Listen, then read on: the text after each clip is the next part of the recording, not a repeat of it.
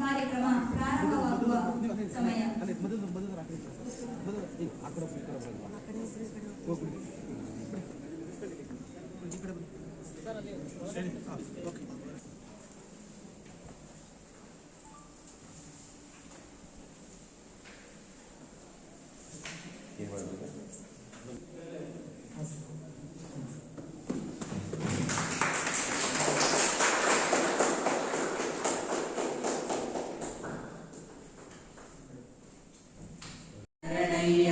ಶರಣು ಬೆನಕ ನೀಡಯ್ಯ ಬಾಳೆಲ್ಲ ಬೆಳಗುವ ಬೆಳಕ ನಿನ್ನ ನಂಬಿದ ಜನಕ್ಕೆ ಉದಯ ಎಲ್ಲ ಸುಖ ತಂದೆ ತಾಯು ನಮ್ಮ ಕರಿಮುಖ ಶರಣು ಶರಣಯ್ಯ ಶರಣು ಬೆನಕ ನೀಡಯ್ಯ ಬಾಳೆಲ್ಲ ಬೆಳಗುವ ಬೆಳಕ. ಡಾಕ್ಟರ್ ಯೋಗೀಶ್ ಬಿ ಸರ್ ಅವರಲ್ಲಿ ಕೇಳಿಕೊಳ್ಳುತ್ತೇವೆ.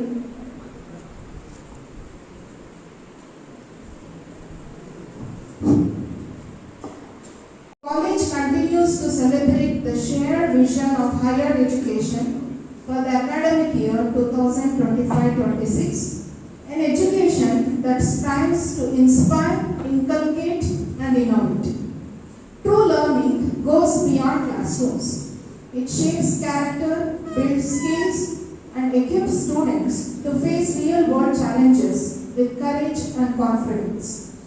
BMS Government First Grade College, Puliyar, believes in nurturing every dimension of student growth through a balanced blend of academic rigor, extracurricular engagement, and co-curricular participation in NSS, Rangers and Rovers, Culturals, Red Cross, and sports. Alongside academics, extracurricular activities play a vital role in shaping a student's personality.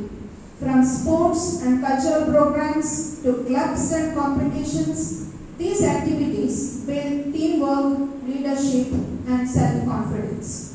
They offer students a platform to explore their talents and interests beyond the curriculum. Co-curricular activities serve as a bridge between theory and practice. Workshops, seminars, certificate courses and community service projects enhance skills, promote social responsibility and make learning more meaningful and applicable. These experiences help students ಅಳವಡಿಕೆಗಾಗಿ ಶಿಕ್ಷಣ ಮತ್ತು ನಮ್ಮ ಗುರಿ ಉದ್ದೇಶಗಳು ಜಾಗತಿಕ ಸವಾಲುಗಳನ್ನು ಜಿಜ್ಞಾಸೆಯ ಮನಸ್ಸು ಮತ್ತು ಸಾಮಾಜಿಕ ಹೊಣೆಗಾರಿಕೆಯೊಂದಿಗೆ ಎದುರಿಸಲು ಗ್ರಾಮೀಣ ಯುವಕರನ್ನು ಪ್ರೇರೇಪಿಸುವುದು, ನವೀನ, ಸಮಗ್ರ, ಅಂತರ್ಗತ ಮತ್ತು ಮೌಲ್ಯಾಧಾರಿತ ಕೌಶಲ್ಯಗಳನ್ನು ಅಭಿವೃದ್ಧಿಪಡಿಸುವುದು. ನಮ್ಮ ಧ್ಯೇಯ ಮತ್ತು ಗುರಿ ಉದ್ದೇಶಗಳು ಪ್ರತಿಬಿಂಬಿಸುವುದು ನಮ್ಮ ಲಾಂಛನದಲ್ಲಿ. ನಮ್ಮ ಕಾಲೇಜಿನ ಲಾಂಛನವನ್ನು ಅನಾವರಣಗೊಳಿಸಬೇಕಾಗಿ ಮುಖ್ಯ ಅತಿಥಿಗಳಾಗಿ ವೆಂಕಟೇಶ್ವರರು ಎಂ ಸರ್ ಅವರಲ್ಲಿ ಮತ್ತು ನಮ್ಮ ಕಾಲೇಜಿನ ಪ್ರಾಂಶುಪಾಲರಲ್ಲಿ ಬೇಡಿಕೊಳ್ಳುತ್ತೇನೆ.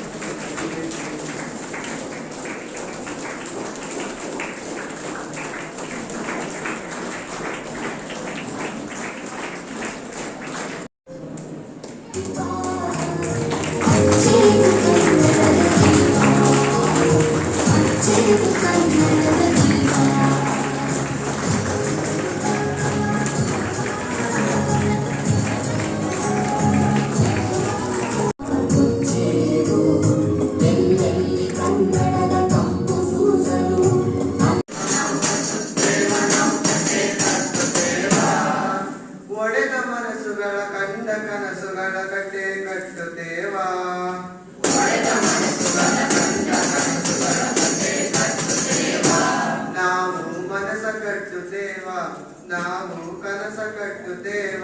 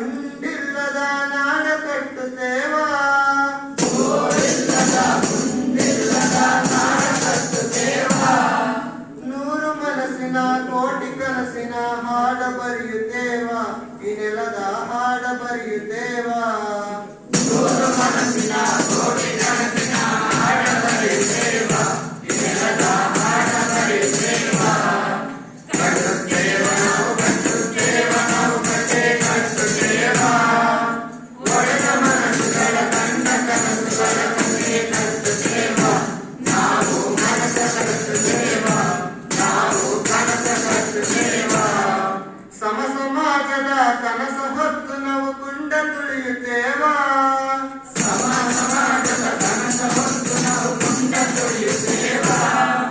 ರಕ್ತಗಾಲಿನ ನಮ್ಮ ಪಾಲಿನ ಹಾಡ ಬರೆಯುತ್ತೇವ ಈ ನೆಲದ ಹಾಡ ಬರೆಯುತ್ತೇವ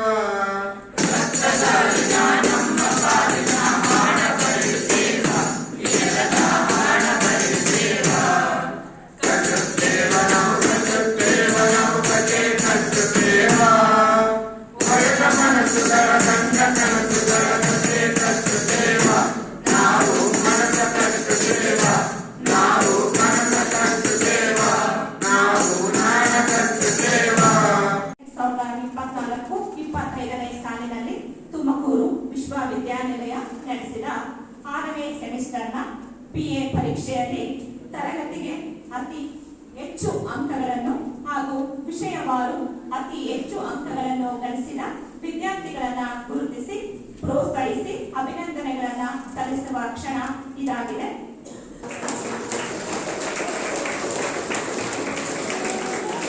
ಪಡೆದಿರುತ್ತಾರೆ. ಈ ವಿದ್ಯಾರ್ಥಿಯು ವೇದಿಕೆಗೆ ಆಗಮನ ಪಡೆಯುವ ಮೂಲಕವಾಗಿ ಪ್ರಥಮ ಸ್ಥಾನವನ್ನ ಪಡೆದಿರುತ್ತಾರೆ. ಇನ್ನು ಐಚ್ಛಿಕ ಇಂಗ್ಲಿಷ್ ಈ ವಿಷಯದ ಜ್ಞಾನವನ್ನು ಪಡೆದಿರುತ್ತಾರೆ. ಇನ್ನು ರಾಜ್ಯಶಾಸ್ತ್ರ ಇನ್ನು ಮನೋಜ್ ಬೀರ್ ಅವರು ವರದರಾಜು ಕೇರವರು 268 ಅಂಕಗಳನ್ನು ಪಡೆಯುವ ಮೂಲಕವಾಗಿ ಪ್ರಥಮ ವೇದಿಕೆಗೆ ಆಗಮಿಸಬೇಕಾಗಿ ನಾನು ಅವರಲ್ಲಿ ವಿನಂತಿಯನ್ನ ಮೂಲಕವಾಗಿ ಪ್ರಥಮ ಸ್ಥಾನವನ್ನ ಪಡೆದಿರುತ್ತಾರೆ.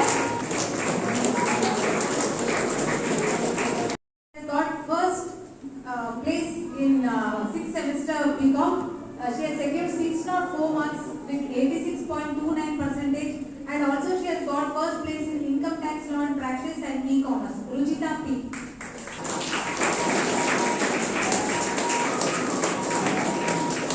She has got 589 marks, 84.14%, and she has also got first place in management accounting, 92 marks, customer relationship management, 91 marks, investment management, 97 marks, e-commerce.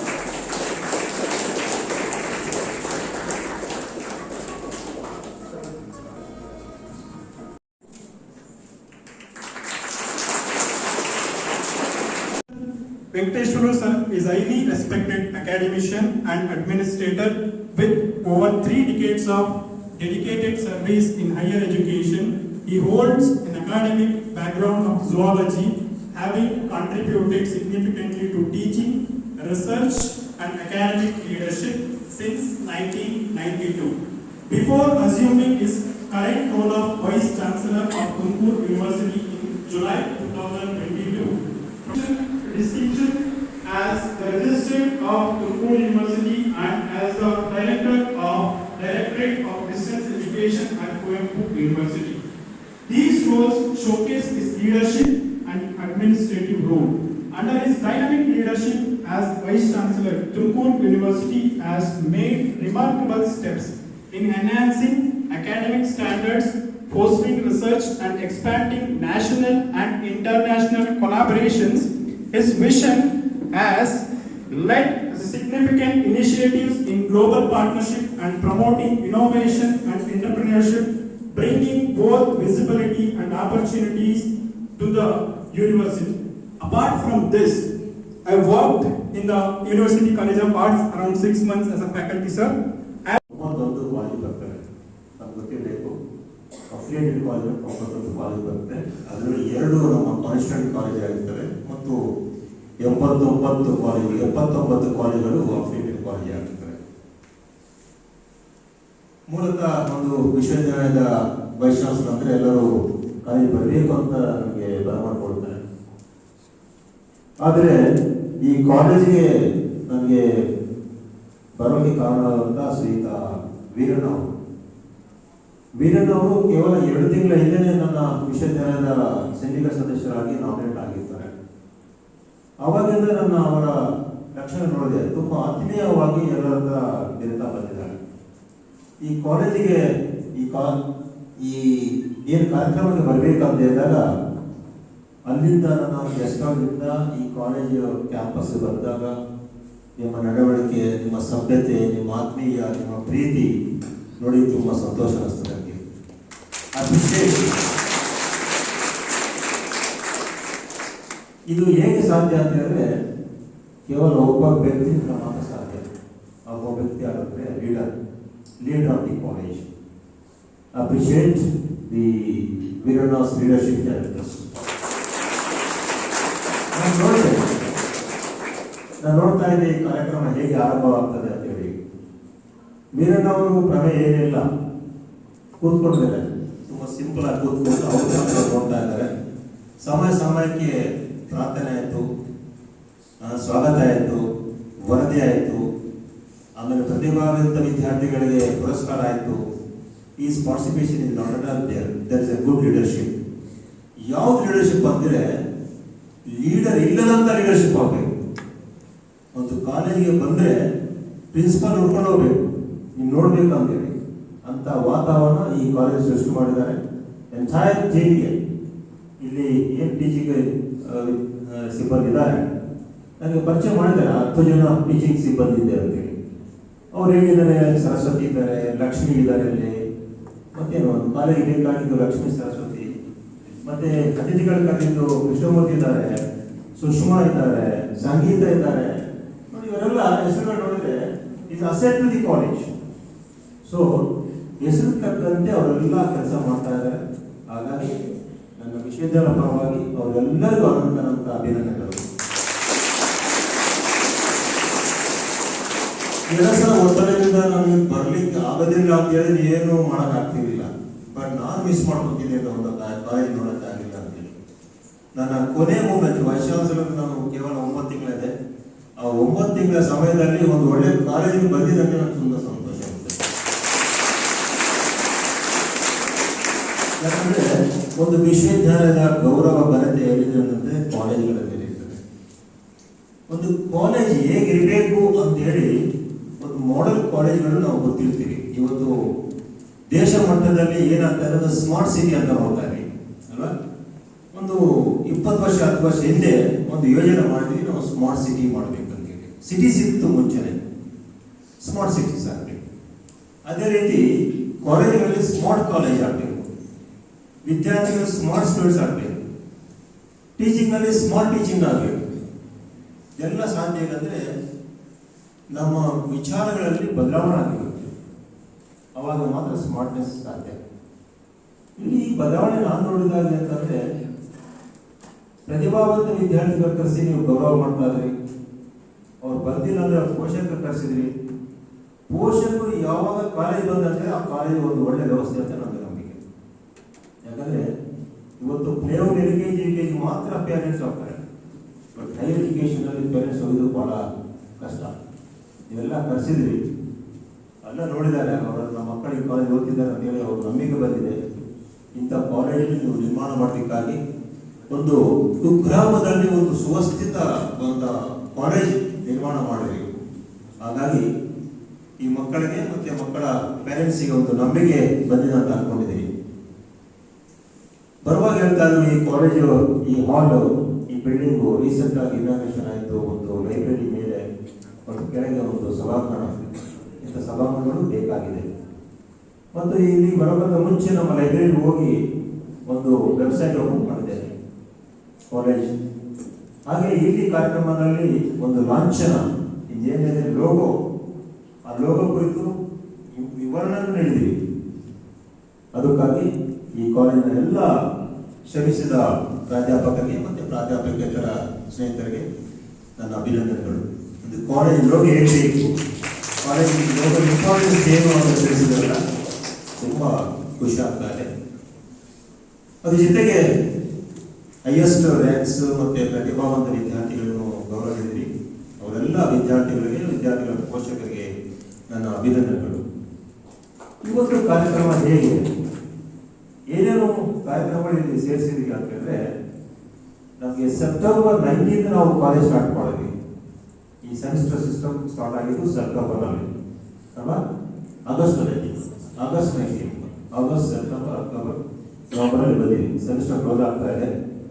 ಆದರೆ ತಡವಾಗಾದ್ರೂ ಎಲ್ಲ ಕಾರ್ಯಕ್ರಮಗಳ ಇನಾಗ್ರೇಷನ್ ಮಾಡ್ತಾ ಇದೆ. ಒಂದು ಕ್ರೀಡಾ, ಸಾಂಸ್ಕೃತಿಕ, ರೆಡ್ ಕ್ರಾಸ್, ರಾಷ್ಟ್ರೀಯ ಸೇವಾ ಯೋಜನೆ, ರೇಂಜರ್ಸ್ ಅಂಡ್ ರೋವರ್ಸ್, ಒಂದು ಮಿಸ್ಸಿಂಗ್ ಆಗ್ತಾ ಇದೆ NCC. NCC ಒಂದು ಸೇರಿದ್ರೆ ಎಸ್ ಪ್ರಯತ್ನ ಮಾಡಿ ನಾವು ನಮ್ಮಿಂದ ಏನು ಬೇಕು ನಾವು ಪ್ರಯತ್ನ ಮಾಡ್ತೀವಿ. NCC ಒಂದು ಸೇರಿದ್ರೆ ಎಲ್ಲ ಘಟಕಗಳು ನಿಮ್ಮ ಕಾಲೇಜಲ್ಲಿ ಇರ್ತಾವೆ ಅಂತ ಹೇಳ್ತಾರೆ. ಮುಖ್ಯವಾಗಿ ಪ್ರೀತಿಯ ವಿದ್ಯಾರ್ಥಿಗಳಿಗೆ ಒಂದು ನೀವು ಗಮನದಲ್ಲಿ ಇಟ್ಕೋಬೇಕು, ಕಾಲೇಜಿಗೆ ನಾವು ಯಾಕೆ ಬರ್ತೀವಿ ಅಂತ ಹೇಳ್ಬೇಕಲ್ಲ. ಫಸ್ಟ್ 10th ಆದ್ಮೇಲೆ PUC ಹೋಗ್ತಾರೆ ಕೃಷ್ಣಮೂರ್ತಿ ಸರ್ ಕಾಲೇಜಿಗೆ, ಅಲ್ಲಿ ಮುಗಿದ್ಮೇಲೆ ಇಲ್ಲಿ ಬಂದ್ಬಿಡ್ತೀರಿ, ಇಲ್ಲಿ ಮುಗಿದ್ಮೇಲೆ ತುಮಕೂರು ಹೋಗ್ತೀರಿ. ಉದ್ದೇಶ ಏನಿರ್ಕೋಬೇಕು, ಫಸ್ಟ್ ನೀವು ಜೀವನದಲ್ಲಿ ಏನಾಗಬೇಕು ಅಂತ ಉದ್ದೇಶ ಇಟ್ಕೊಂಡು ಓದಬೇಕು. ಸಾಕಷ್ಟು ಸಾರಿ ನಾವು ನೋಡಿದಾಗ ಯಾಕೆ ಲೈಫಲ್ಲಿ ಫೇಲ್ ಆಗ್ತೀರಿ, ಸ್ವಲ್ಪ ಜನ ಸಕ್ಸಸ್ ಆಗ್ತಾರೆ, ಸ್ವಲ್ಪ ಜನ ಫೇಲ್ ಆಗ್ತಾರೆ. ಕಾರಣ ಏನಂದ್ರೆ ನಿಮ್ಮ ಗುರಿ ಇರೋದು ಒಂದೇ, ನೀವು ಮಾಡೋದು ಒಂದಾಗ್ತದೆ. ಅಂತ ಸಮಯದಲ್ಲಿ ನೀವು ಫೇಲ್ ಆಗ್ತೀರಿ. ಗುರಿಗೆ ತಕ್ಕಂಗೆ ನೀವು ನಿಮ್ಮ ಆಕ್ಟಿವಿಟೀಸ್ ಮಾಡಿದ್ರೆ ನೀವು ಸಕ್ಸಸ್ಫುಲ್ ಆಗ್ತೀರಿ. ತೆಂಡೂಲ್ಕರ್ ಕ್ರಿಕೆಟ್ ಬಿಟ್ಟು ಓದಕ್ಕೆ ಸೇರಿಸಿದ್ರೆ ಫೇಲ್ ಆಗ್ತಿದ್ದ ಅಲ್ವಾ? ಲತಾ ಮಂಗೇಶ್ಕರ್ ನೀವು ಸಿಂಗರ್ ಬಿಟ್ಟು ಓದಕ್ಕೆ ಸೇರಿಸಿದ್ರೆ ಫೇಲ್ ಆಗ್ತಿದ್ರು. ಎಲ್ಲ ತಂದೆ ತಾಯಿಗಳು ಏನ್ ಹೇಳ್ತಾರೆ ಫಸ್ಟ್ ಇಂದ ಅಂದ್ರೆ ಚೆನ್ನಾಗಿ ಓದ್ಬೇಕು ಅಂತ ಹೇಳ್ತಾರೆ. ಚಿಕ್ಕ ಮಗಿದ್ದಾಗಿಂದ ಓದ್ಬೇಕು ಅಂತಾರೆ. ಯಾವ ತಂದೆ ತಾಯಿನೂ ಓಡು ಆಟ ಆಡು ಅಂತ ಹೇಳೋದಿಲ್ಲ ಅಲ್ವಾ? ನಾನು ಮುಖ್ಯವಾಗಿ ಅಂತಂದ್ರೆ ತಂದೆ ತಾಯಿಗಳು ಮತ್ತೆ ಗುರುಗಳು ಅಬ್ಸರ್ವ್ ಮಾಡಬೇಕಾಗಿದೆ. ಆ ಮಗುನಲ್ಲಿ ಏನು ಸ್ಟ್ರಾಂಗ್ನೆಸ್ ಇದೆ, ಸ್ಟ್ರೆಂತ್ ಅಂಡ್ ವೀಕ್ನೆಸ್, ಮಗುಗೆ ಏನು ಇಂಟ್ರೆಸ್ಟ್ ಇದೆ, ಆ ಇಂಟ್ರೆಸ್ಟ್ ಮೂಲಕ ನಾವು ಮಗು ಸೇರಿಸ್ಬೇಕು. ಮಗು ಕ್ರಿಕೆಟ್ ಆಟ ಆಡ್ಬೇಕಂತ ಹೇಳಿದ್ರೆ ಕ್ರಿಕೆಟ್ ಬಿಟ್ಬಿಟ್ಟು ಬ್ಯಾಡ್ಮಿಂಟನ್ ಸೇರಿಸಿದ್ರೆ ಬ್ಯಾಡ್ಮಿಂಟನ್ ಫೇಲ್ ಆಗ್ತದೆ ಅಲ್ವಾ? ನಮ್ಮ ಮಕ್ಕಳಿಗೆ ಎಜುಕೇಶನ್ ಜೊತೆಗೆ ಒಂದು ಇಂಟ್ರೆಸ್ಟ್ ಇರ್ತದೆ. ಅವ್ರಿಗೆ ಒಂದು ಹಾಡು ಇರ್ಬೋದು, ಡ್ಯಾನ್ಸ್ ಇರ್ಬೋದು, ಕ್ರಿಕೆಟ್ ಆಟ ಇರ್ಬೋದು, ಶಟಲ್ ಬ್ಯಾಡ್ಮಿಂಟನ್ ಇರ್ಬೋದು, ಏನೋ ಇರ್ತದೆ. ಅದು ನಾವು ಗುರುತಿಸಬೇಕಾಗಿದೆ. ಈ ಕಾಲೇಜ್ ಮಟ್ಟದಲ್ಲಿ ನಿಮ್ಮ ಎಲ್ಲ ಕ್ಷೇತ್ರಗಳಿದಾವಲ್ಲ, ಇಲ್ಲಿ ಸ್ಪೋರ್ಟ್ಸ್ ಇದೆ, ಮತ್ತೆ sports director also very active. Ramesh ಅವರು ನಮ್ಮ ಚಿಕ್ಕಮಗಳೂರಿಂದ ಬಂದಿದ್ದಾರೆ. ರಮೇಶ್ ಅವರು ಚಿಕ್ಕಮಗಳೂರಿಂದ ಬಂದಿದ್ದಾರೆ, ನಮ್ಮ ಪ್ರಿನ್ಸಿಪಾಲ್ ಅವರು ಮಂಗಳೂರಿಂದ ಬಂದಿದ್ದಾರೆ ಅಲ್ವಾ? ಎರಡು ಡಿಫ್ರೆಂಟ್ ಕಲ್ಚರ್ಸ್, ಮಲ್ನಾಡು ಕಲ್ಚರ್. ಈ ಎರಡು ಕಲ್ಚರ್ನಿಂದ ಈ ಕಾಲೇಜಿನಲ್ಲಿ ಸಾಕಷ್ಟು ಒಳ್ಳೊಳ್ಳೆ ಕಾರ್ಯಕ್ರಮಗಳಾಗುತ್ತದೆ ನಾನು ಅನ್ಕೊಂಡಿದ್ದೀನಿ. ಯಾಕಂತ ಹೇಳಿದ್ರೆ ಸ್ಪೋರ್ಟ್ಸ್ ಆಗ್ಬೇಕು. ಫಸ್ಟ್ ನೀವು ಒಂದು ಕ್ಷೇತ್ರ ಎಂಟರ್ ಆಗ್ಬೇಕಂದ್ರೆ ನಾನು ಯಾಕೆ ಆಗ್ಬೇಕು ಅಂತ ನೀವು ಕ್ವಶನ್ ಮಾಡಬೇಕಾಗಿದೆ. ನಾವು ಸ್ಪೋರ್ಟ್ಸ್ ಆಡಬೇಕಾ? ಸ್ಪೋರ್ಟ್ಸ್ ಆಡ್ಬೇಕಂದ್ರೆ ಏನ್ ಸ್ಪೋರ್ಟ್ಸ್ ಆಡಬೇಕು? ಸಾಕಷ್ಟು ವೆರೈಟೀಸ್ ಆಫ್ 22 ಸ್ಪೋರ್ಟ್ಸ್ ಆಕ್ಟಿವಿಟೀಸ್ ನಾವು ತುಮಕೂರು ಮಾಡ್ತಾ ಇದ್ದೀವಿ.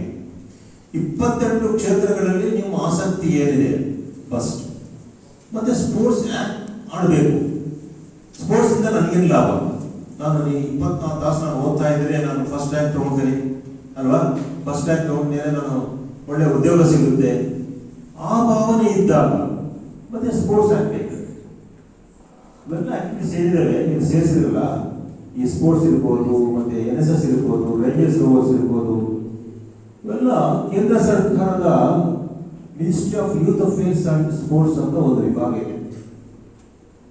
ಯೂತ್ ಅಫೇರ್ಸ್ ಅಂಡ್ ಸ್ಪೋರ್ಟ್ಸ್ ಎಲ್ಲ ಯುವಕರಿಗೆ ಬೇಕಾಗಿದ ಮೂಲಭೂತ ಆಕ್ಟಿವಿಟೀಸ್ ನಿರ್ವಹಣೆ ಮಾಡದೆ ಈ ವಿಭಾಗದ ಕರ್ತವ್ಯ.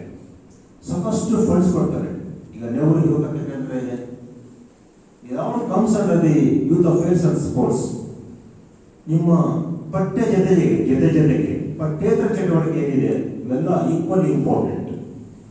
ನೀವು ಕ್ಲಾಸ್ ರೂಮ್ ಆಕ್ಟಿವಿಟೀಸ್ ನಲ್ಲಿ ಸಾಕಷ್ಟು ಆಕ್ಟಿವ್ ಇರಬೇಕಂತ ಹೇಳಿದ್ರೆ beyond the class room outside the class room also should have interest. ಅವಾಗ ಮಾತ್ರ ನೀವು ಕ್ಲಾಸ್ ರೂಮ್ ಆಕ್ಟಿವಿಟೀಸ್ ನಲ್ಲಿ ಸಕ್ಸಸ್ ಮಾಡಕ್ಕೆ ಸಾಧ್ಯ ಆಗುತ್ತೆ. ಹೇಗೆ ಸ್ಪೋರ್ಟ್ಸ್ ಅಂತ ಹೇಳಿದ್ರೆ ನಮ್ಮ ಫಿಸಿಕಲ್ ಡೈರೆಕ್ಟರ್ ಹೇಳ್ತಾ ಇದ್ದಾರೆ ರಮೇಶ್ ಅವರಿಗೆ, ಫೀಲ್ಡ್ ಇದೆಯಾ, ವಿದ್ಯಾರ್ಥಿಗಳು ಬರ್ತಾ ಇದ್ದಾರಾ? ಇತ್ತೀಚಿನ ದಿನಗಳಲ್ಲಿ ವಿದ್ಯಾರ್ಥಿಗಳು ಸ್ಪೋರ್ಟ್ಸ್ ನಲ್ಲಿ ಭಾಗವಹಿಸೋದು ತುಂಬಾ ಕಡಿಮೆ ಆಗಿದೆ. ನನ್ನನ್ನು ಪರಿಚಯ ಮಾಡಿಸಿದವಾಗ ಹೇಳ್ತಾ ಇದ್ರು 2016ರಲ್ಲಿ ನಾನು ಇಲ್ಲಿ ರಿಜಿಸ್ಟ್ರಾರ್ ಆಗಿ ಕೆಲಸ ಮಾಡ್ತಾ ಇದ್ದೆ. ನಾನು ಅವತ್ತು ಹೇಳಿದೆ ನಮ್ಮ ತುಮಕೂರು ಎಲ್ಲ ವಿಶ್ವವಿದ್ಯಾಲಯದ ಎಲ್ಲ ಕಾಲೇಜುಗಳಲ್ಲಿ ಸ್ಪೋರ್ಟ್ಸ್ ಆಕ್ಟಿವಿಟೀಸ್ ಇಂಪ್ರೂವ್ ಆಗಬೇಕು ಅಂತ ಹೇಳಿ ಆಗಿನ ಫಿಸಿಕಲ್ ಡೈರೆಕ್ಟರ್ ಹೇಳ್ತಾ ಇದ್ದೆ. ಕೇವಲ 54 ಲಕ್ಷ ಬಜೆಟ್ ಇತ್ತು 2016ರಲ್ಲಿ. ನಿಮ್ಮ ಬಜೆಟ್ ನೋಡ್ಕೊಂಡು 54 ಲಕ್ಷ ಇತ್ತು. 78 ಲಕ್ಷ ಮಾಡಿದೆ ಫಸ್ಟ್ ಇಯರ್. 78 ಲಕ್ಷ ಮಾಡಿ ಖರ್ಚು ಮಾಡಿದ್ರೆ ಇನ್ನೂ ಕೊಡ್ತೀನಿ ಅಂತ ಹೇಳಿದೆ. ಖರ್ಚು ಮಾಡೋಕ್ಕಾಗಿಲ್ಲ. ನಾನು ಕುಲಪತಿಯಾಗಿ ಬಂದ ಮೇಲೆ ನನ್ನ ಸ್ಪೋರ್ಟ್ಸ್ ಆಕ್ಟಿವಿಟಿ ಬಜೆಟು 1,70,00,000 ಮಾಡಿದೆ. 1,70,00,000. ಇವತ್ತು ಕಾಲೇಜಿನ ವತಿಯಿಂದ 3 ಮನವಿಗಳನ್ನು ಮಾಡಿಸಿದ್ದಾರೆ. ನಾನು ಮಾತಾಡ್ತೀನಿ, ನಾನು ಅದಕ್ಕೆ ರಿಪ್ಲೈ ಕೊಡ್ತೀನಿ. ನಾನು ಬಂದ ತಕ್ಷಣ ಹೇಳ್ತಾ ಇದ್ದೆ, they know depth of money, ದುಡ್ಡಿಗೆ ಹಣಕಾಸಿಗೆ ಕೊರತೆ ಇಲ್ಲ ತುಮಕೂರು ಕ್ಷೇತ್ರದಲ್ಲಿ. ಪ್ರತಿಯೊಂದು ರೂಪಾಯಿನೂ ಪರಿಪೂರ್ಣವಾಗಿ ವಿದ್ಯಾರ್ಥಿಗಳ ಸಲುವಾಗಿ ಖರ್ಚು ಮಾಡಬೇಕು ನಾವು. ಆ ರೀತಿಯಲ್ಲಿ ನೀವು ಖರ್ಚು ಮಾಡಿ ನಾನು ಬಜೆಟ್ ಮೀರಿ ನಾನು ಕೊಡ್ತೀನಿ ಅಂತ ಹೇಳ್ತಾ ಇದ್ದೆ. ಆದರೆ 1,70,00,000 ನಾನು ಅಲಾಟ್ ಮಾಡಿದ್ರು ಖರ್ಚು ಮಾಡೋಕೆ ಆಗ್ತಾ ಇಲ್ಲ. ಯಾಕೆ ಆಗ್ತಾ ಇಲ್ಲ? ವಿದ್ಯಾರ್ಥಿಗಳ ಆಸಕ್ತಿ ಕಡಿಮೆ ಆಗ್ತಾ ಇದೆ, ವಿದ್ಯಾರ್ಥಿಗಳ ಪಾರ್ಟಿಸಿಪೇಷನ್ ಕಡಿಮೆ ಆಗ್ತಾ ಇದೆ. ಮೊನ್ನೆ ತಾನೇ ಸ್ಪೋರ್ಟ್ಸ್ ಆಕ್ಟಿವಿಟೀಸ್ ಅಡ್ವೈಸರಿ ಕಮಿಟಿನಲ್ಲಿ ನಾನು ನಿರ್ಣಯ ತಗೊಂಡಿದೆ. ಏನ್ ನಿರ್ಣಯ ಅಂತ ಹೇಳಿದ್ರೆ, ಯಾವ ವಿದ್ಯಾರ್ಥಿಗಳು beyond the university level, national level ಹೋಗ್ತಿದ್ದಾಗ ಆ ವಿದ್ಯಾರ್ಥಿಗಳಿಗೆ ಬ್ಲೇಸರ್ ಕೊಡಬೇಕು, ಸೆಕೆಂಡ್ ಕ್ಲಾಸ್ನಲ್ಲಿ ಟ್ರೈನರ್ ಕರ್ಕೊಂಡು ಹೋಗಬೇಕು, ಸುಸಜ್ಜಿತವಾದಂಥ ವ್ಯವಸ್ಥೆ ಮಾಡಬೇಕು, ಸುಸಜ್ಜಿತವಾದಂಥ ಊಟ ವ್ಯವಸ್ಥೆ ಮಾಡಬೇಕು, ಎಲ್ಲ ನಿರ್ಣಯಗಳು ಕೊಟ್ಕೊಂಡಿದೆ. ಯಾಕಂದ್ರೆ ವಿದ್ಯಾರ್ಥಿಗಳು ಚೆನ್ನಾಗಿದ್ರೆ ಮಾತ್ರ ವಿಶ್ವವಿದ್ಯಾಲಯಕ್ಕೆ ಗೌರವ ಘನತೆ ಸಿಗುತ್ತೆ. ವಿದ್ಯಾರ್ಥಿಗಳಿಗೆ ಏನೇನು ಬೇಕು ನಾವು ಕಳೆದ 4 ವರ್ಷದಲ್ಲಿ ಸಾಕಷ್ಟು ಇಂಪ್ರೂವ್ಮೆಂಟ್ಸ್ ಮಾಡಿದ್ವಿ ನಾವು. ಯಾಕಂದ್ರೆ ನನಗೆ ಒಂದು ಅದೃಷ್ಟ ಸಿಕ್ಕಿದೆ ಅಂತಂದ್ರೆ, ತ್ರಿವಿಧ ದಾಸೋಹಿ ಪರಮ ಪೂಜ್ಯ ಶ್ರೀ ಶಿವಕುಮಾರ ಸ್ವಾಮಿ ನೆಲೆಸಿದ ತುಮಕೂರು ಜಿಲ್ಲೆಯಲ್ಲಿ ಈಗ ಒಂದು ವಿಶ್ವವಿದ್ಯಾಲಯಕ್ಕೆ ನನಗೆ ವಿಶ್ವವಿದ್ಯಾಲಯದ ಗೌರವ ಪೋಸ್ಟ್ ಸಿಕ್ಕಿದೆ. ಆ ಪೋಸ್ಟ್ ಸಿಕ್ಕಿದ್ರಿಂದ ಮತ್ತೆ ಇಲ್ಲಿ ತ್ರಿವಿಧ ದಾಸೋಹ ನಡೀತಾ ಇದೆ. ಒಂದು ರೀಸೆಂಟ್ಲಿ ನೋಡ್ತಿದ್ರು, ಟಿವಿನ ನೋಡ್ಬೋದು. ಯಾವ ತಂದೆ ತಾಯಿಗಳಿಗೆ ಮಕ್ಕಳಿಗೆ ಪೋಷಣೆ ಮಾಡಕ್ಕೆ ಸಾಧ್ಯ ಇಲ್ಲ ಅಂತ ಹೇಳಿದ್ರೆ ನಮ್ಮ ಸಿದ್ಧಗಂಗಾ ಮಠದ PTO ಅಂತ ಹೇಳಿ ಸಿದ್ಧಗಂಗಾ ಸ್ವಾಮಿ 10,000 ಮಕ್ಕಳಿಗೆ ಉಚಿತವಾಗಿ ಊಟದ ವ್ಯವಸ್ಥೆ, ಶಿಕ್ಷಣ ಮತ್ತೆ ಆಶ್ರಯ ನೀಡಿದಂತ ತ್ರಿವಿಧ ದಾಸೋಹಿ ನೆಲೆಸಿದಂತ ಪರಮ ಪೂಜ್ಯ ಶಿವಕುಮಾರ ಸ್ವಾಮಿ ನಮ್ಮ ತುಮಕೂರು ಜಿಲ್ಲೆಯವರಾಗಿರೋದ್ರಿಂದ ನಾನು ಬಂದ ತಕ್ಷಣ ನಮ್ಮ ವಿಶ್ವವಿದ್ಯಾಲಯದಲ್ಲಿ ಬಡ ಮಕ್ಕಳಿಗೆ 1,500 ಮಕ್ಕಳಿಗೆ ಉಚಿತ ಊಟ ಸ್ಟಾರ್ಟ್ ಮಾಡಿದೆ. ನಿಮಗೆಲ್ಲ ಗೊತ್ತಿರಬಹುದು, ಬೇಕಾದ್ರೆ ಆ ವ್ಯವಸ್ಥೆ ಇವತ್ತು 4,000 ಮಕ್ಕಳಿಗೆ ನೀಡ್ತಾ ಇದ್ವಿ. ನಮ್ಮ ಮಕ್ಕಳಿಗೆ ಬೇಕಾಗಿದ್ದು ಏನು? ತುಮಕೂರು ವಿಶ್ವವಿದ್ಯಾಲಯ ವಿದ್ಯಾರ್ಥಿಗಳಿಗೆ ಬೇಕಾಗಿದ್ದು ಏನು? ಒಳ್ಳೆ ಶಿಕ್ಷಣ, ಒಳ್ಳೆ ವ್ಯವಸ್ಥೆ, ಒಳ್ಳೆ ಊಟ, ಇವೆಲ್ಲ ನೀಡಿದ್ರೆ ತುಮಕೂರು ವಿಶ್ವವಿದ್ಯಾಲಯ ವಿದ್ಯಾರ್ಥಿಗಳು ಇಡೀ ದೇಶದಲ್ಲೇ ಉತ್ತಮವಾದಂಥ ವಿದ್ಯಾರ್ಥಿಗಳಾಗಿ ನನಗೆ ಏರ್ಮೇಲೆ ತರಿಸ್ತಾರೆ. ಇವತ್ತು ಈ ಕಾಲೇಜಿನಲ್ಲಿ ಏನ್ ನಡೀತಾ ಇದೆ ಅಂದ್ರೆ, ಈಗ ಸ್ಪೋರ್ಟ್ಸ್ ಇರ್ಬೋದು, ಸ್ಪೋರ್ಟ್ಸ್ ಮತ್ತೆ NSS NCC ಯಾಕೆ ನೀವು ಸೇರ್ಬೇಕು, ಯಾವ ರೀತಿ ನೀವು ಪ್ರವರ್ತನೆ ಮಾಡಬೇಕು ಅಲ್ಲಿ ಸೇರಿದ್ದೇನೆ. ಆದ್ಮೇಲೆ ವಿದ್ಯಾರ್ಥಿನಿಯರೇ ಒಂದು ಕಾಲೇಜಿಗೆ ಬಂದ ಕೂಡಲೇ ಆ ಕಾಲೇಜು ವಾತಾವರಣ ವಿದ್ಯಾರ್ಥಿಗಳ ನಡವಳಿಕೆಯಿಂದ ರಿಫ್ಲೆಕ್ಟ್ ಆಗ್ತದೆ. ಈ ಕಾಲೇಜ್ ಹೇಗಿದೆ, ಎಲ್ಲ ಕಾಲೇಜಿಗೆ ಬಂದವರು ಎಲ್ಲ ಸೇರಿ ಹೋಗಿ ಪ್ರಿನ್ಸಿಪಲ್ ಕಂಗ್ರಾಟ್ಸ್ ಹೇಳಬೇಕು ಅಂತ ಕಾಲೇಜಿನ ವಾತಾವರಣ ಸೃಷ್ಟಿ ಮಾಡಬೇಕು. ನೀವೆಲ್ಲ ಸೇರಿ ಶಿಕ್ಷಣ ಮತ್ತೆ ಎಕ್ಸ್ಟ್ರಾ ಕರಿಕ್ಯುಲರ್ ಆಕ್ಟಿವಿಟೀಸ್ ಇರ್ಬೋದು, ಕಲ್ಚರಲ್ ಆಕ್ಟಿವಿಟೀಸ್ ಇರ್ಬೋದು, ಎಲ್ಲ ಭಾಗವಹಿಸಬೇಕು. ಎಲ್ಲರೂ ಹೇಳ್ತಾರೆ ಸಮಯನೇ ಸಿಗುದಿಲ್ಲ ಅಂತ, ಟೈಮ್ ಇಲ್ಲ ಸರ್ ಅಂತ ಹೇಳ್ತಾರೆ. 80% ಟೈಮ್ ನಾವು ಮೊಬೈಲ್ ನೋಡೋದೇ ಆಗ್ತದೆ ಅಲ್ವಾ? ಸ್ಮಾರ್ಟ್ ಸ್ಟೂಡೆಂಟ್ಸ್ ಆಗಿದ್ದೀವಿ ನಾವು, ಯಾವಾಗ ಮೊಬೈಲ್ ನೋಡ್ತಾ ಇದ್ದೀವಿ. ಅದು ಬಿಟ್ಬಿಟ್ಟು ಸ್ಪೋರ್ಟ್ಸ್ ಸೇರಿದ್ರೆ ನಿಮಗೆ ಸಾಕಷ್ಟು ಬೆನಿಫಿಟ್ಸ್ ಆಗ್ತದೆ. ಫಿಸಿಕಲ್ ಸ್ಟ್ರೈನ್ ಇದ್ರೆ ಮಾತ್ರ ಮೆಂಟಲ್ ವರ್ಕ್ ಆಗುತ್ತೆ, ಮೈಂಡ್ ವರ್ಕ್ ಆಗುತ್ತೆ. ಫಿಸಿಕಲಿ ನೀವು ಇನ್ಆಕ್ಟಿವ್ ಇದ್ದರೆ ಮೈಂಡ್ ಆಕ್ಟಿವ್ ಆಗಲ್ಲ. ಯಾಕಂದ್ರೆ ಫಿಸಿಕಲ್ ಆಕ್ಟಿವಿಟೀಸ್ ಇದ್ದಾಗ ಬ್ಲಡ್ ಸರ್ಕ್ಯುಲೇಷನ್ ಆಗ್ತದೆ. As A science student blood circulation ಜಾಸ್ತಿ ಆಗ್ತಿದ್ದಾಗ ಮೈಂಡ್ ಜಾಸ್ತಿ ಕೆಲಸ ಮಾಡ್ತಾರೆ, ಮೈಂಡ್ ಆಕ್ಟಿವ್ ಇರ್ತದೆ, ಲೆಥಾರ್ಜಿಕ್ನೆಸ್ ಇರಲ್ಲ, ಗ್ರಾಸ್ಪಿಂಗ್ ಪವರ್ ಜಾಸ್ತಿ ಆಗುತ್ತೆ. ಇವೆಲ್ಲ ಆಕ್ಟಿವಿಟೀಸ್ ಕಾರಣಗಳಿಂದ ನೀವೆಲ್ಲರೂ at least 1 hour you should spend the time in the field. ಆ 1 hour ಸ್ಪೆಂಡ್ ಮಾಡಿದ ಮೇಲೆ ನೀವು ಆಕ್ಟಿವಿಟೀಸ್ ನೋಡಿ ಹೇಗಿರ್ತದೆ, ನಿಮ್ಮ ಡೈಲಿ ಆಕ್ಟಿವಿಟೀಸ್ ಅಬ್ಸರ್ವೇಷನ್ಸ್ ನೋಡಿ. ನಾನು ಸೇರಿದಾಗ ತುಮಕೂರು ಸಿಟಿನಲ್ಲಿ ಸೇರಿದಾಗ ನಾನು ಹೇಳಿದೆ, ವಿದ್ಯಾರ್ಥಿಗಳು 3 ಪ್ಲೇಸ್ಗಳನ್ನು ಕಾಣಬೇಕು. ನಾನು ಒಂದು ಕ್ಲಾಸ್ ರೂಮ್ ಅಲ್ಲಿ ಕಾಣಬೇಕು, ಇಲ್ಲ ಅಂತ ಹೇಳಿದ್ರೆ ಫೀಲ್ಡ್ ಅಲ್ಲಿ ಕಾಣಬೇಕು, 3rd ಪ್ಲೇಸ್ ಲೈಬ್ರರಿ ಕಾಣಬೇಕು. 3 ಪ್ಲೇಸ್ ಅಲ್ಲಿ ಮಾತ್ರ ನಾನು ನೋಡ್ಬೇಕು ವಿದ್ಯಾರ್ಥಿಗಳು, ಬೇರೆ ಎಲ್ಲಿ ನೋಡಬಾರ್ದು. ಕ್ಲಾಸ್ ರೂಮ್, ಫೀಲ್ಡ್, ಲೈಬ್ರರಿ ಅಂತ ಒಂದು ಉತ್ತಮವಾದ ವಾತಾವರಣ ನಾವು ಕ್ರಿಯೇಟ್ ಮಾಡಿದೆ. ಲೈಬ್ರರಿ ಇರ್ಬೋದು, ಸ್ಪೋರ್ಟ್ಸ್ ಇರ್ಬೋದು, ಸಾಕಷ್ಟು ಆಕ್ಟಿವಿಟೀಸ್ ನಾವು ಮಾಡ್ತಾ ಇದ್ದೀವಿ. ತುಮಕೂರು ವಿಷಯದ ಫೀಲ್ಡ್ ಅಲ್ಲಿ ನೋಡ್ಬೋದು. Sports activities not only for students, Now we have been conducting sports activities for the employees, teachers, non-teaching staff. ಎಲ್ಲರೂ ಕಂಡಕ್ಟ್ ಮಾಡ್ತಾರೆ. ಇಡೀ ವರ್ಷ ಒಂದು ತಿಂಗಳ ಕಾಲ ಸತತವಾಗಿ ಫೀಲ್ಡ್ ಅಲ್ಲಿ ನಮ್ಮ ಸ್ಪೋರ್ಟ್ಸ್ ಆಕ್ಟಿವಿಟೀಸ್ ಮಾಡ್ತಾ ಇದ್ದೀವಿ. ಅದೇ ರೀತಿ cultural activities more importance to the cultural activities also. ಈ ರೀತಿ ಎಲ್ಲ ಕಾರ್ಯಕ್ರಮ ಮಾಡ್ತಾ ಇದ್ದೀವಿ. NSS ಆಕ್ಟಿವಿಟೀಸ್ ಬಂದ್ರೆ ಪ್ರೀತಿಯಾದಂತ ಘಟಕ ನನಗೆ NSS. ಕೋರ್ಪೊರೇಷನ್ನಲ್ಲಿ ನನಗೆ ಸ್ನೇಹಿತರು ಪರಿಚಯ ಮಾಡಿಸುವಾಗ ಅದು ಮರ್ತಿಬಿಟ್ರು. NSS ನಲ್ಲಿ ನಾನು 10 ವರ್ಷ ಕಾಲ ನಾನು NSS ಆಫೀಸರ್ ಕೆಲಸ ಮಾಡಿದೆ ಕೋರ್ಪೊರೇಷನ್. ನಾನು ಯಾವತ್ತೂ ಅನ್ಕೊಂಡಿಲ್ಲ ಒಂದು NSS ಆಫೀಸರ್ ಆಗಿ ಕೆಲಸ ಮಾಡಿದೆ ಅಂತ ಹೇಳಿ. ಒಂದು NSS ವಾಲಂಟಿಯರ್ ಆಗಿ ಕೆಲಸ ಮಾಡಿದೆ. ಸುಮಾರು ಒಂದು 25 ಕ್ಯಾಂಪ್ಸ್ ಮಾಡಿದೆ. State level camps, national level camps, special women girls students camps, village level camps, 125 parents ನ ಕನ್ಸ್ಟ್ರಕ್ಟ್ ಮಾಡಿಕೊಂಡಿದೆ. ನಿರ್ಮಲ ಕರ್ನಾಟಕ ಯೋಜನೆ ಅಡಿಯಲ್ಲಿ ಅನುದಾನ ತಗೊಂಡು 93 ರಿಂದ 2003ವರೆಗೆ ನಾವು ಇಡೀ ತುಮಕೂರು ಕುವೆಂಪು ಸಿಟಿ ಸುತ್ತಮುತ್ತ ವಿಲೇಜ್ಗಳಲ್ಲಿ ಸೇರಿ ನಾವು 125 ಪ್ಯಾರೆಂಟ್ಸ್ ಕನ್ಸ್ಟ್ರಕ್ಟ್ ಮಾಡಿಕೊಟ್ಟಿದ್ವಿ. NSS ಮುಖ್ಯ ಉದ್ದೇಶ ಅರ್ಥ ಮಾಡ್ಕೋಬೇಕಾಗಿದೆ. ನನ್ನ ವಿಶ್ವವಿದ್ಯಾಲಯ ಕ್ಯಾಂಪಸ್ ನಲ್ಲಿ 6 NSS ಘಟಕಗಳಿದ್ದಾವೆ. ಒಂದು 3 ಸೈನ್ಸ್ ಕಾಲೇಜಲ್ಲಿ, 3 ಆರ್ಟ್ಸ್ ಕಾಮರ್ಸ್ ಕಾಲೇಜಲ್ಲಿ, 2 PG ಕಾಲೇಜಲ್ಲಿ. 6 ಘಟಕಗಳಲ್ಲಿ 600 ವಿದ್ಯಾರ್ಥಿಗಳು. ಕನಿಷ್ಠ 1 ಘಟಕಗಳಲ್ಲಿ 100 ವಿದ್ಯಾರ್ಥಿಗಳಿರ್ತಾರೆ. 600 ವಿದ್ಯಾರ್ಥಿಗಳಿಂದ NSS ಘಟಕ ಹೇಗಿರ್ಬೇಕಂದ್ರೆ ಇಡೀ ಕ್ಯಾಂಪಸ್ ನಾವು ಕ್ಲೀನಿಂಗ್ ಎಂಪ್ಲಾಯ್ಸ್ನೇ ಮಾಡಬಾರದು, ಅಷ್ಟು ಕ್ಲೀನ್ ಇದೆ. ನನ್ನ ಕೋರ್ಪೊರೇಷನ್ನಲ್ಲಿ 2 ಘಟಕಗಳಿತ್ತು, 200 ವಿದ್ಯಾರ್ಥಿಗಳು. 200 ವಿದ್ಯಾರ್ಥಿಗಳು ಸೇರಿ ಪ್ರತಿ ವೀಕೆಂಡ್ ಶನಿವಾರ ಭಾನುವಾರ ಕ್ಲೀನ್ ಮಾಡಿಸೋದು, ಪರ್ಮನೆಂಟ್ ಸ್ಟ್ರಕ್ಚರ್ಸ್ ಮಾಡಿಸಿದ್ದು, ಸಾಕಷ್ಟು ಅಸೆಟ್ ಕ್ರಿಯೇಟ್ ಮಾಡಿದ್ವಿ ತುಮಕೂರು ವಿಶ್ವವಿದ್ಯಾಲಯದಲ್ಲಿ, ಕುವೆಂಪು ವಿಶ್ವವಿದ್ಯಾಲಯದಲ್ಲಿ. ಕುವೆಂಪು ವಿಶ್ವವಿದ್ಯಾಲಯ ತುಮಕೂರು ವಿಶ್ವವಿದ್ಯಾಲಯ ಆರಂಭದಲ್ಲಿ ಸಾಕಷ್ಟು ತೊಂದರೆಗಳಿತ್ತು. ಹಳ್ಳಿ ಊರಲ್ಲಿ ನಮ್ಮ ಊರಿಗೆ ಕ್ಯಾಂಪಸ್ ಇದೆ, DR ಪ್ರಾಜೆಕ್ಟ್ ಅಂತ ಹೇಳಿ. ಆ ಕ್ಯಾಂಪಸ್ಗೆ ಒಂದು ಕಾಂಪೌಂಡ್ ವಾಲ್ ಇರಲಿಲ್ಲ. ಆ ಕಾಂಪೌಂಡ್ ವಾಲ್ ಕನ್ಸ್ಟ್ರಕ್ಟ್ ಮಾಡಿದ್ದು NSS ವಿದ್ಯಾರ್ಥಿಗಳಿಂದ. ನೋಡಿ, NSS ವಿದ್ಯಾರ್ಥಿಗಳು ಒಂದು ಕಾಂಪೌಂಡ್ ವಾಲ್ ಕನ್ಸ್ಟ್ರಕ್ಟ್ ಮಾಡಿದ್ರು. ಇವತ್ತು ಕೋರ್ಪೊರೇಷನ್ನಲ್ಲಿ ರೋಡ್ಗಳು ಹೋಗ್ತಿದ್ದಾಗ ಸನ್ಲೈಟ್ ಬರಣ ಬರೋದಿಲ್ಲ ವಿದ್ಯಾರ್ಥಿಗಳ ಮೇಲೆ. ಎಂಟೈರ್ ರೋಡ್ ಸೈಡ್ಗೆ ಒಂದು ಒಳ್ಳೆ ಗಿಡಗಳು ಹಾಕಿದ್ವಿ. ಈಗ ಗಿಡಗಳು ಹಾಕಿದ್ದು 2003ರಲ್ಲಿ. ಈಗ ಎಷ್ಟಾಯ್ತು? 2022-25 ಅಂದ್ರೆ 22 ವರ್ಷ. ಆ ಗಿಡಗಳನ್ನ ಹಾಕಿದ್ವಿ ಅಂದ್ರೆ 2250 ಗಿಡಗಳನ್ನ ಹಾಕಿದೀವಿ. ನಾನು NSS program officer Saturday Sunday weekends program ಮಾಡಿ ಇವತ್ತು ಇಡೀ campus canopy, complete canopy type ಕಾಣಿಸಿದೆ. ಅಂದ್ರೆ ನಿಮ್ಮ ಶಕ್ತಿನಿಂದ ಒಂದು ವಿಶ್ವವಿದ್ಯಾಲಯಕ್ಕೆ ಒಂದು ಅಸೆಟ್ ಕ್ರಿಯೇಟ್ ಆಗಿದೆ ಅಂತ ಹೇಳಿ ಹೆಮ್ಮೆಯಿಂದ ನಾವು ಹೇಳ್ಕೋಬೇಕಾಗಿದೆ. ಅಂತ ಒಂದು ಒಳ್ಳೆ ಕೆಲಸ ಮಾಡಕ್ಕೆ ಸಾಧ್ಯ ಆಗಿದೆ NSS ಇಂದ. NSS ಮೂಲ ಉದ್ದೇಶ ಏನಪ್ಪಾ ಅಂತ ಹೇಳಿದ್ರೆ ಎಲ್ಲ ಗೊತ್ತಿದೆ. ಗಾಂಧೀಜಿಯವರ ಕನಸು. ಗಾಂಧಿ ಕನಸು ಏನಿತ್ತು? NSS ಪ್ರೇರಣೆ ನೀವು ನೋಡಿರ್ಬೋದು.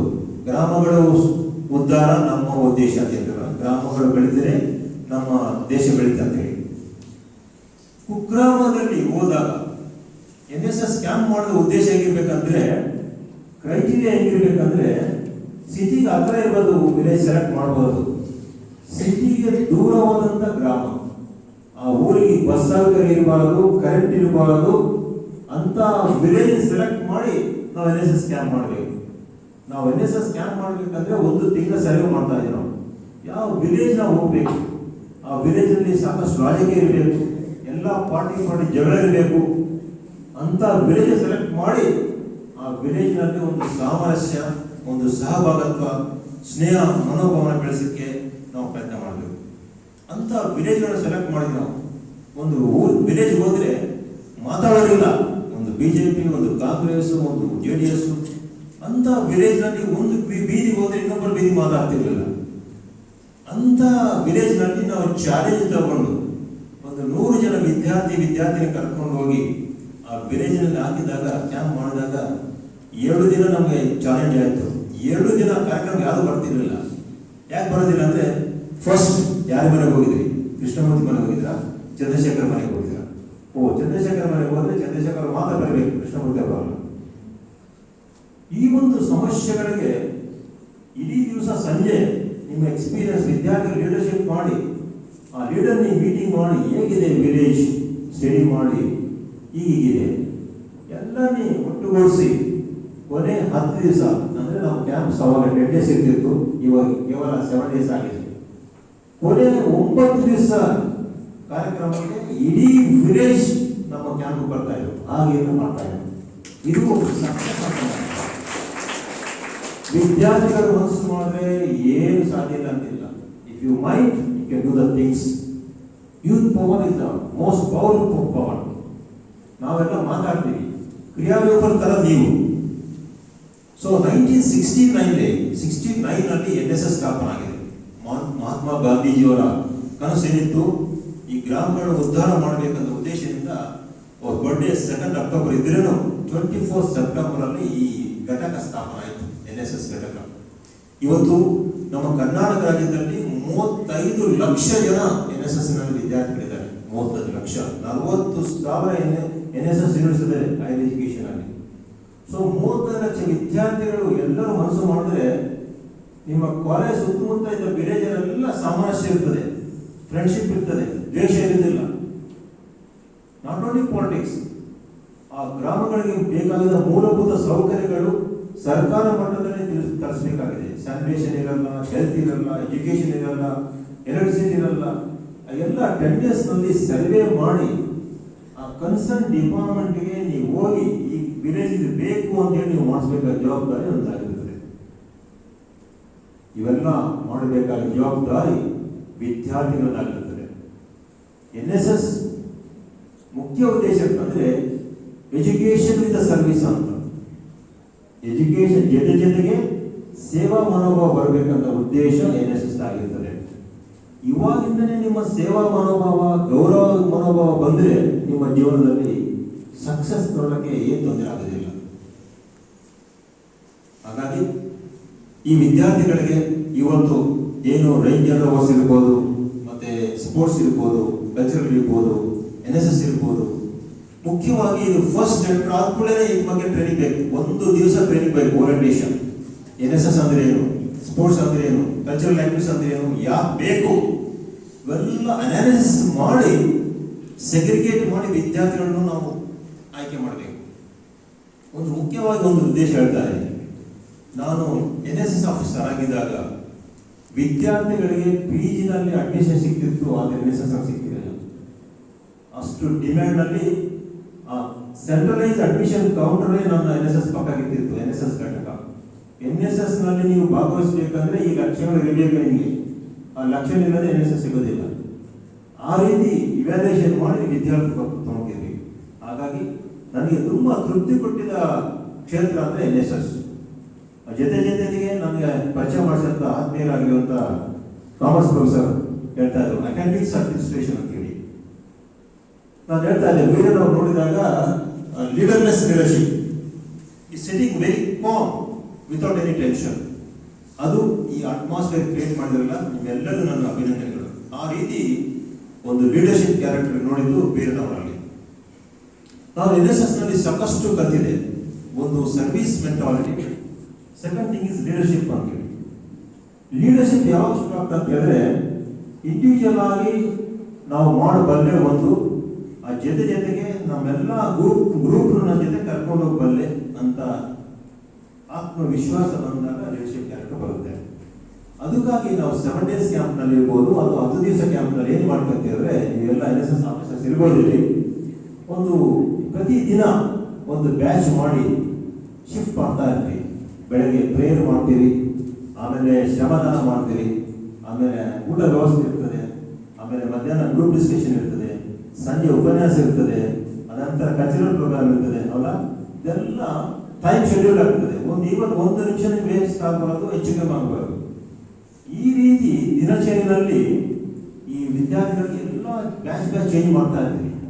ಬ್ಯಾಚ್ ಚೇಂಜ್ ಮಾಡಿದಾಗ ಎಲ್ಲರೂ ಎಲ್ಲ ಕಲಿತಾರೆ. ಅಡಿಗೆಗೆ ಹೋದಾಗ ಅಡಿಗೆ ಕಲಿತಾರೆ. ಈ ವೇದಿಕೆ ಕಾರ್ಯಕ್ರಮ ಇದ್ದಾಗ ಮೈಕ್ ಇಟ್ಕೊಂಡು ಭಾಷಣ ಕಲಿತಾರೆ. ಅದಕ್ಕಿಂತ ಮುಂಚೆ ಭಾಷಣ ಮತ್ತೆ ಮೈಕ್ ಇಟ್ಕೊಂಡು ಎದುರ್ಕೊಂತಾ ಇದ್ರು ಅಲ್ವಾ. So by end of the 7 days ನಲ್ಲಿ 2 ರೀತಿ ನಾವು ಬದಲಾವಣೆ ನೋಡ್ತೀವಿ. ಒಂದು ವಿದ್ಯಾರ್ಥಿಗಳ ಮನೋಭಾವನದಲ್ಲಿ ಮತ್ತೆ ಆ ಗ್ರಾಮಸ್ಥರ ಮನೋಭಾವನದಲ್ಲಿ. ಗ್ರಾಮಸ್ಥರೆಲ್ಲ ಸ್ನೇಹ ಭಾವ ಬರುತ್ತೆ, ವಿದ್ಯಾರ್ಥಿಗಳು ಎಲ್ಲ ಕಲಿತಾರೆ. ಅಡಿಗೆ ಮನೆಗೆ ಹೋಗಿಲ್ಲದವರಲ್ಲಿ ಅಡಿಗೆ ಕಲಿತಾರೆ, ವೆಜಿಟೇಬಲ್ಸ್ ಹೆಂಗೆ ಕಟ್ ಮಾಡ್ಬೇಕು ಗೊತ್ತಿರಲ್ಲ ಅಲ್ವಾ? ಟೊಮೆಟೊ ಹೆಂಗೆ ತರಬೇಕು, ಮಾರ್ಕೆಟ್ ಹೋಗಿ ಆಲೂಗಡ್ಡೆ ಹೆಂಗೆ ತರಬೇಕು ಗೊತ್ತಿರಲ್ಲ. ಆ ಲೀಡರ್ಶಿಪ್ ಏನಂತಂದ್ರೆ ಮಾರ್ಕೆಟ್ ಹೋಗಿ ತರಕಾರಿ ತಗೊಂಬ ಅಂತ ಹೇಳ್ತಾರೆ. ಫಸ್ಟ್ ಟೈಮ್ ತರಕಾರಿ ತರಕ್ಕೆ ಹೋದಾಗ ಫಸ್ಟ್ ಟೊಮೆಟೊ ಹಣ್ಣು ಹಾಕೊಂತಾರೆ, ಆಮೇಲೆ ಆಲೂಗಡ್ಡೆ ಹಾಕೋತಾರೆ, ಆಮೇಲೆ ಈರುಳ್ಳಿ ಹಾಕೋತಾರೆ. ಅದು ಪರಿಚಯ ಇದ್ರೆ ಫಸ್ಟ್ ಆಲೂಗಡ್ಡೆ, ಆಮೇಲೆ ಕುಂಬಳಕಾಯಿ ಹಾಕೊಂಡು ಲಾಸ್ಟ್ ಟೊಮೆಟೊ ಹಾಕೋತಾರೆ. ಇವೆಲ್ಲ ದಿನನಿತ್ಯ ಕಲಿಬೇಕಾಗಿದ್ದ ಲೈಫ್. ಅಮ್ಮ ಮತ್ತೆ ಟೀಚರ್ಸ್ ಹೇಳಲ್ಲ ಇಲ್ಲಿ ಮಾರ್ಕೆಟ್ ಹೋಗಿ ಟೊಮೆಟೊ ಫಸ್ಟ್ ಹಾಕಬೇಕು, ಕೋಳಿ ಮೊಟ್ಟೆ ಕೆಳಗೆ ಹಾಕಬೇಕು, ಮೇಲೆ ಹಾಕಬೇಕು ಅಂತ ಹೇಳಲ್ಲ. These are the things we learn in the practice. ದಿನನಿತ್ಯದಲ್ಲಿ ಕಲಿಬೇಕಾದ್ರೂ ಸಾಕಷ್ಟು ಇರ್ತದೆ. ಒಬ್ಬರು ನೋಡಿ ಒಬ್ಬರು ಕಲಿಬೇಕಾಗ್ತದೆ, ಒಬ್ಬರು ಕೇಳ್ಕೊಂಡು ಕಲಿಬೇಕಾಗ್ತದೆ. ಇವೆಲ್ಲ ಕಲಿಬೇಕಾಗಿದ್ದ ಸಮಯ ಏಜು ಇದು ನಿಮ್ದು. ಇಲ್ಲಿ ಕಲಿತಿಲ್ಲ ಅಂತ ಹೇಳಿದ್ರೆ you become failure citizen of the country. ಈ ಕಾಲೇಜ್ ವಾತಾವರಣ ಹೆಂಗಿರ್ಬೇಕಂದ್ರೆ ನಮ್ಮ ವಿದ್ಯಾರ್ಥಿಗಳು ಹೊರಗೆ ಹೋದ್ಮೇಲೆ ತುಂಬಾ ಕಾನ್ಫಿಡೆಂಟ್ ಆಗಿ ಆತ್ಮವಿಶ್ವಾಸದಿಂದ ಹೊರಗೆ ಬರ್ತಾರಂತ ವಿದ್ಯಾರ್ಥಿಗಳು ರೂಪಿಸಿದ ಜವಾಬ್ದಾರಿ ಕಾಲೇಜ್ ಆಗಿರ್ತಾರೆ. ವಿಶ್ವಾಸ ಇಲ್ಲದ ಎಜುಕೇಶನ್ ಜೀರೋ, ಮೀನಿಂಗ್ಲೆಸ್. ಹಾಗೆ ಒಂದು ಸಂದರ್ಭದಲ್ಲಿ ಒಂದು ನನಗೆ ಅನುಭವ ಆಯಿತು.